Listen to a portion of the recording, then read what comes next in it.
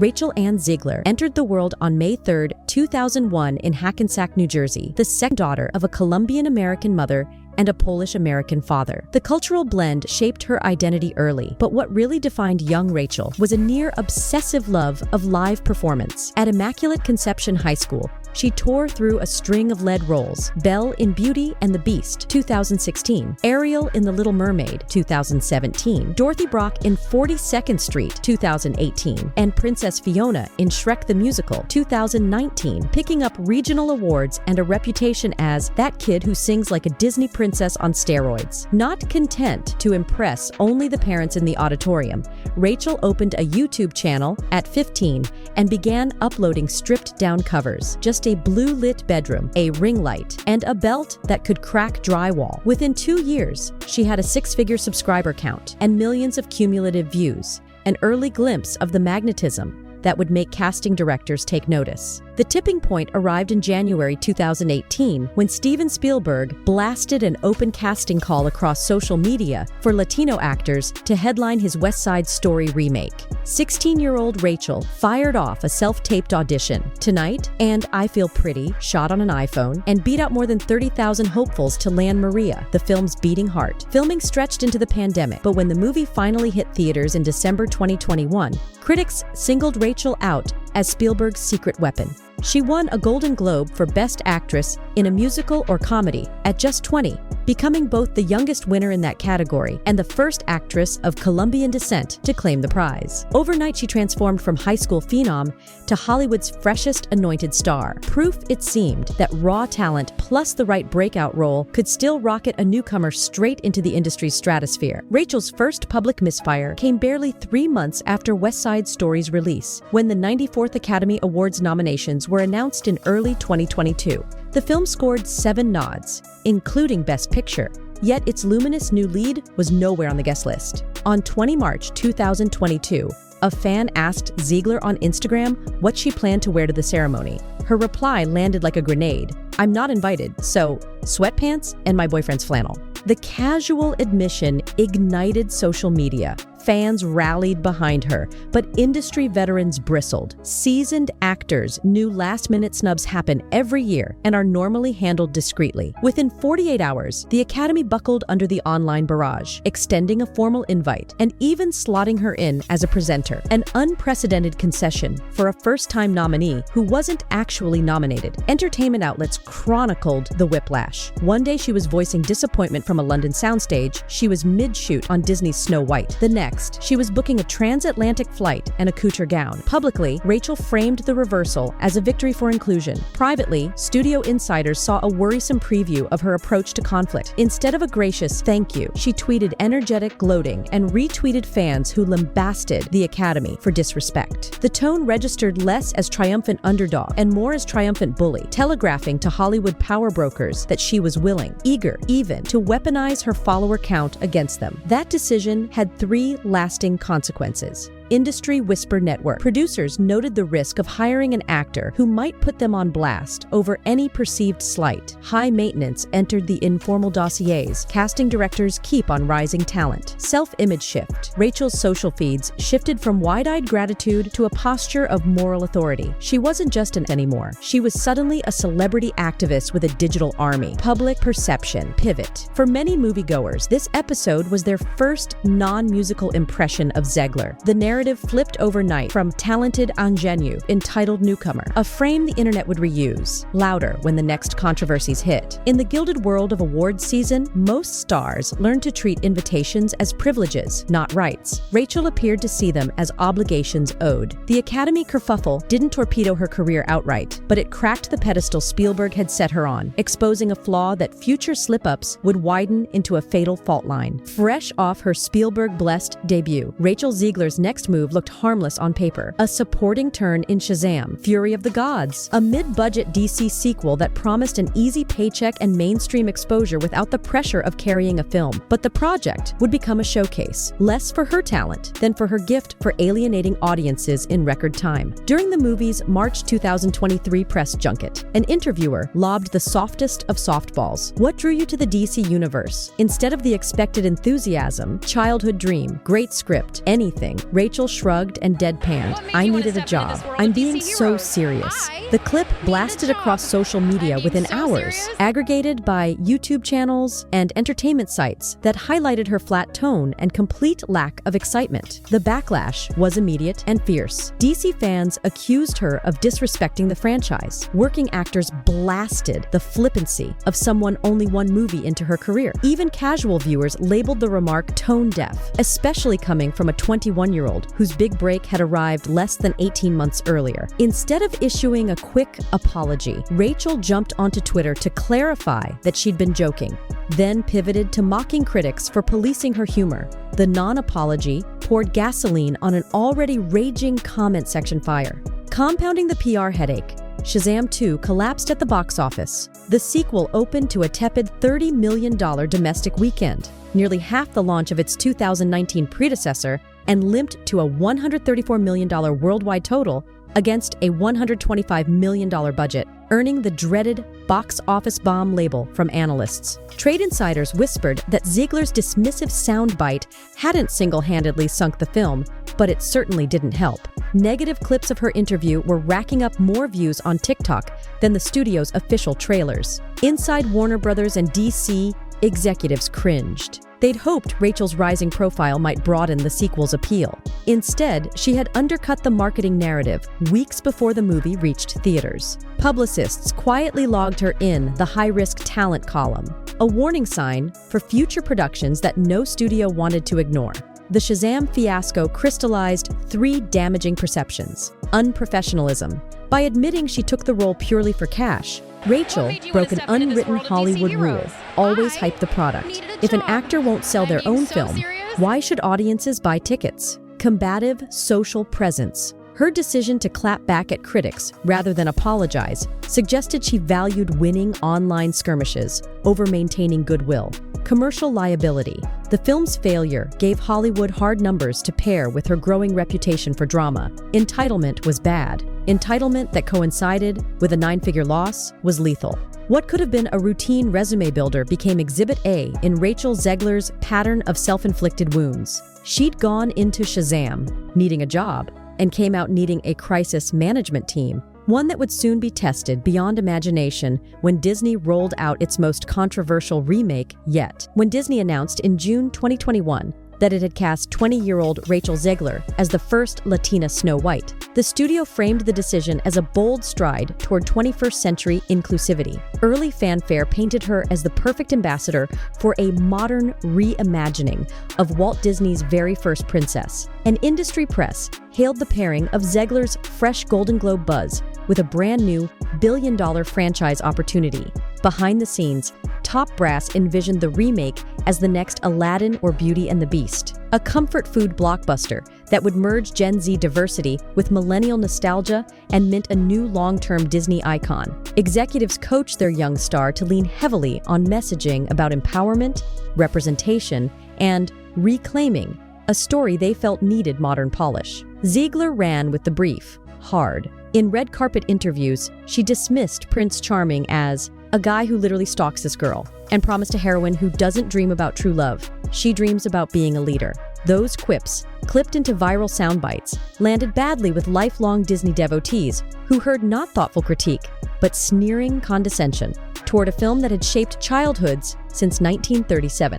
Then came the dwarf debacle, after actor Peter Dinklage blasted Disney in 2022 for progressive casting that still trafficked in cliches. The studio quietly scrapped practical dwarf characters in favor of digital, magical creatures. Leaked set photos of a rainbow coalition ensemble, tall, short, male, female, human, and creature, fueled fresh outrage from every side of the culture war. Conservatives decried woke nonsense. Disability advocates called it erasure, and purists asked why a $200 million remake seemed embarrassed by its own source material. Sensing a train wreck, Disney yanked the release from 2024 to March 2025, ordering months of reshoots, VFX tweaks, and a brand new marketing plan designed to pivot from radical overhaul to timeless yet fresh. Internally, they labeled the maneuver Project Apple Polish. Externally, they issued a bland statement citing creative refinements,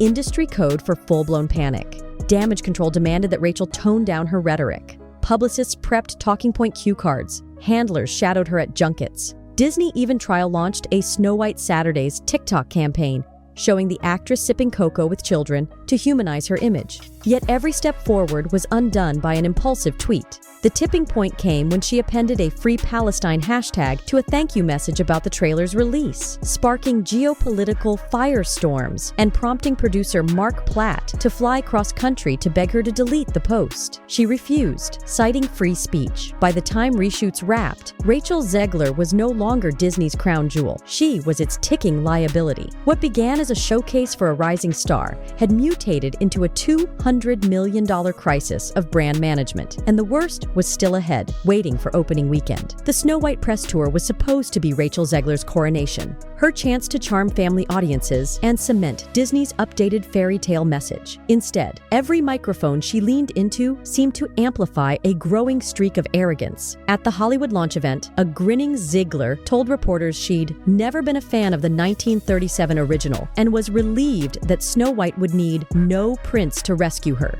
The clip raced across TikTok and YouTube within hours, racking up millions of angry views from lifelong Disney devotees who heard open contempt for the film that built the studio's legacy. Momentum swung from uneasy to hostile the moment Disney dropped its first teaser in mid-2024. Viewers hammered the dislike button so hard that both trailers sailed past 1 million downvotes, earning the dubious crown of most disliked trailers in YouTube history. Headlines compared the backlash to the 2021 Eternals dogpile, but this time the rage centered squarely on the lead actress rather than the brand. Rather than lie low, Rachel jumped on X, formerly Twitter, to thank everyone for the engagement. Then, in the same thread, tacked on the line, and always remember Free Palestine. Whatever Disney's marketing team had planned evaporated in an instant as culture war combatants flooded her mentions, and mainstream outlets seized on the story. Disney's crisis response playbook kicked in fast. Producer Mark Platt personally flew to New York for an emergency meeting, urging Rachel to delete the post. She refused, insisting the studio couldn't police her politics. Days later, Platt's own son publicly rebuked her online, claiming her actions had hurt the box office. The family drama splashed across Forbes, People, and Variety, confirming what insiders already knew. Zegler had become a liability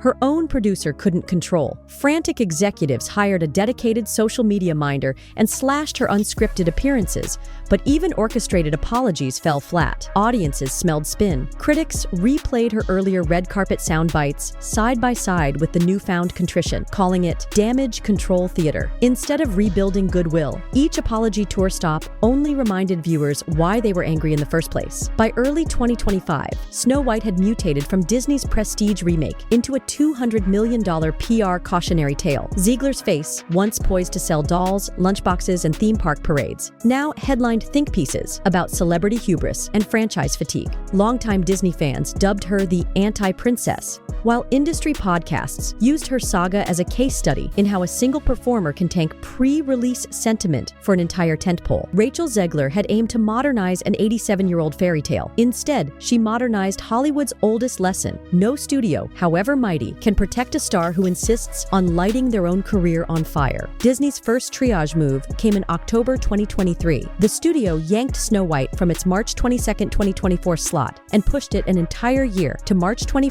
2025, citing creative refinements, industry shorthand for full-scale panic. The extra 12 months bought Disney time to build what insiders jokingly called Project Apple Polish, a multi-million-dollar rehab plan to sand the edges off its suddenly toxic princess. The Apology Tour. Public relations strategists scripted a redemption arc, soft-focus magazine profiles, late-night appearances framed around learning and listening, and TikTok clips of Rachel teaching kids to sing "Someday My Prince Will Come." The goal? Swap the viral arrogance for humble gratitude. But the program hinged on Rachel sticking to talking points, and discipline was never her strong suit. The social media leash. After a string of late-night rants about politics and fan negativity, Disney quietly hired a social media guru guru to pre-approve every tweet and Instagram story before it went live. The arrangement lasted barely a month. Rachel resented the gatekeeper and found workarounds, alt accounts, comment replies, cryptic quote tweets that kept the controversy cycle humming. Trailer day, the spark that reignited the blaze. When the film's first teaser dropped in August 2024, viewers annihilated it. Over 700,000 dislikes against 28,000 likes, the worst ratio ever recorded for a Disney trailer. Rather than lie low, Rachel posted a chipper. "Thanks for the engagement." Alarm bells clanged in Burbank. Veteran producer Mark Platt boarded a red-eye to New York, confronting Rachel face-to-face and pleading for her to delete the post. She flat out refused, insisting no studio could muzzle her politics. 2 days later, Platt's son Jonah publicly blasted her on Instagram, claiming the tweet was tanking the box office and branding her behavior self-sabotage. The post was deleted,